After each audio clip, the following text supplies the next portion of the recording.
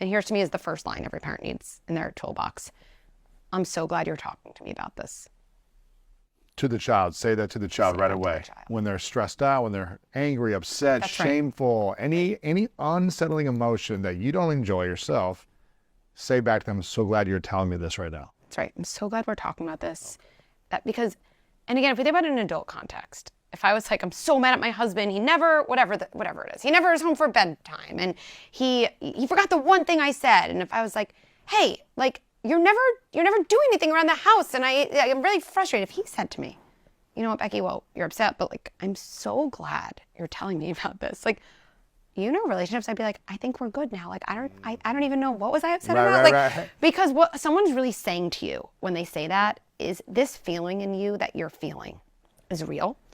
And I still want to be in a relationship with you when you're feeling that way. Yeah, I still love and accept you. That's right. And so our kids need to absorb from us, from a resilience perspective, my parent can tolerate this part of me before I learn to tolerate this part of me. Wow. So that's line one.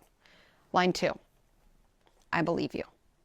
I always say, like, if there's one line that would be probably the most healing in people's childhoods. Wow. And the most confidence building from childhood, it's that. And it's so simple. Like, because when you say to someone, What if you really don't believe them though? well, there's always something you should believe. So right, because like, they're like, I didn't make the lacrosse team, and and like, I'm never going to be able to go to school again, or something. Like, it's so embarrassing, right? I'm not saying, I guess you can never go to school again. That's not what I'm believing. Right. I believe that's how you feel. That's right. And you don't have to say that, because underneath our kids' extreme verbalizations, we get very caught up in their words. Yes. They represent a world. We believe the world. Mm-hmm. And so even though, like, I'm never going to school again, I would say, like, I believe it feels that bad. And because I do. Yeah, it does. it does. I mean, and it's like, it is. Like, he's on that bench. Like, Yeah. right? Especially of someone at that age who doesn't have the skills of emotional resilience, so they're building it still, and they haven't figured out how to manage those emotions. It seems horrifying. That's right. It seems terrifying. That's right.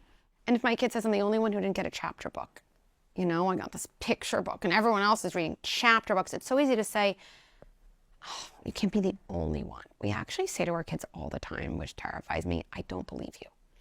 And if we wonder why people don't trust their emotions, it's because when they felt emotions that were strong, they received, not one time, over and over, a message of, I know your feelings better than you know your feelings. Or just suck it up, or it's not that big a deal, That's or right. just kind of undermining their emotions. That's right.